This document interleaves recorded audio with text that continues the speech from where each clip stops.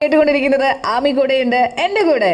Hi, ഞാൻ Vaiga Shankar, saint Mary central സ്കൂളിലെ 9th standard student ആണ്. ഹായ് ഹലോ, ഞാൻ ആക്വിൽ എം അജു. ഞാൻ 12th ഗ്രേഡറാണ്, സെൻറ് തോമസ് മുക്കോലക്കൽ. ഞാൻ വിശാൽ വി എസ് നായർ. ഞാനിപ്പോൾ 11th പഠിക്കുന്നത്. ഞാൻ സായി കൃഷ്ണ പബ്ലിക് സ്കൂൾ ചെങ്കല്ലാണ്.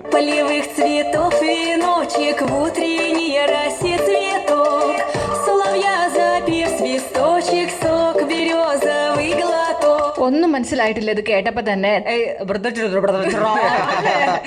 അങ്ങനെ തോന്നിയില്ലേ? ചേച്ചിയുടെ ആദ്യത്തെ ചേച്ചി ഇപ്പൊ പറഞ്ഞതായിരുന്നു ഞങ്ങളോട് ആദ്യം എൻ്റർ ചെയ്തപ്പോ ഉണ്ടായിരുന്ന ഒരു അവസ്ഥ. അവരെ നോർമൽ ആയിട്ടായിരിക്കും സംസാരിക്കുന്നത്, പക്ഷെ കേൾക്കുന്നത് നമ്മളൊക്കെ ദേഷ്യപ്പെടുന്ന രീതിയിലായിരിക്കും. നമ്മള് മെഡിക്കൽ റിപ്പോർട്ടിൽ നിൽക്കുമ്പോ അവിടുത്തെ നേഴ്സ് കുറെ നോർമലി ആണ് സംസാരിച്ചപ്പോൾ നമുക്കാണെങ്കിൽ പേടിയായത് എന്താ പറയുന്നതെന്നൊന്നും മനസ്സിലാകത്തുമില്ല.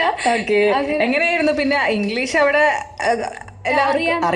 അറിയത്തില്ല എന്ന് വേണമെങ്കിൽ ചുരുക്കത്തിൽ പറയാം. കാരണം ഞങ്ങളുടെ കൂടെ ഉണ്ടായിരുന്ന അമാർ എന്ന് പറഞ്ഞ ഒരുത്തനുണ്ടായിരുന്നു. അവൻ ഈജിപ്തിൽ നിന്നാണ്. അപ്പൊ അവൻ ഉള്ളത് കൊണ്ട് തന്നെ നമുക്ക് ഈ കമ്മ്യൂണിക്കേഷൻ ബാരിയർ കുറച്ച് കുറയ്ക്കാൻ സാധിച്ചു. പക്ഷെ അവൻ ഇല്ലാത്ത സമയത്ത് എനിക്ക് മാക്കിലും നിരവധി ഡിഫിക്കൽട്ടീസ് ഉണ്ടായിരുന്നു. കാരണം ആക്ടിവിറ്റീസിനെ കുറിച്ച് ക്ലിയർ അറിയാൻ പറ്റത്തില്ല.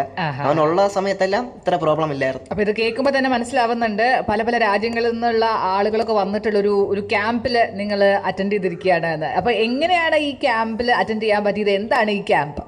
People of art tech contest 2025 winners ആണ് നമ്മള്. മത്സരം ഞങ്ങൾ 3 പേരും ഇൻഡോ റഷ്യൻ സ്റ്റുഡൻസ് ക്ലബ്ബ് മെമ്പറാണ്. ഇപ്പോൾ റഷ്യൻ ഓഫ് ട്രിവാൻഡ്രം എന്നുള്ളൊരു കൾച്ചറൽ ഓർഗനൈസേഷനിൽ നിന്നാണ് ഈ ഒരു മാർവലസ് ആയിട്ടുള്ള ഒരു ക്യാമ്പിനെ കുറിച്ച് അറിയാൻ സാധിച്ചത്. അങ്ങനെ റഷ്യൻ ഹൗസ് തന്നെയായിരുന്നു പറഞ്ഞിട്ടുണ്ടായിരുന്നു, ഇങ്ങനെ ഒരു പീപ്പിൾ ഓഫ് ആർടെക് എന്നുള്ളൊരു ആർടെക്കിന്റെ ഒരു സബായിട്ട് വരും. ഈ വിന്നേഴ്സിനെ സെലക്ട് ചെയ്യാൻ വേണ്ടിയുള്ള ഒരു ഓർഗനൈസേഷൻ പീപ്പിൾ ഓഫ് ആർടെക്കിനെ കുറിച്ച് ഒരു കോൺടെസ്റ്റിനെ കുറിച്ച് പറഞ്ഞിട്ടുണ്ടായിരുന്നത്. നമുക്ക് 3 പേർക്കും ചെയ്യേണ്ടിയിരുന്ന വെച്ചാൽ ഒരു പ്രോജക്റ്റ് വർക്ക് ആയിരുന്നു. ആർടെക്കിന്റെ ഒരു ഹിസ്റ്ററിനെ കുറിച്ച് ഒരു പ്രോജക്റ്റ് വർക്ക്.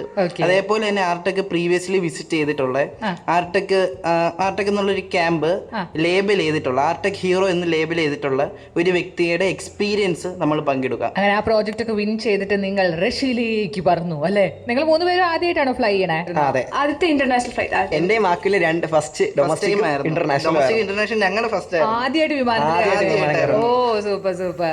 വൈഗ പക്ഷെ കയറിയിട്ടുണ്ട് അല്ലെ? എന്നിട്ട് വൈഗ പേടിച്ചു.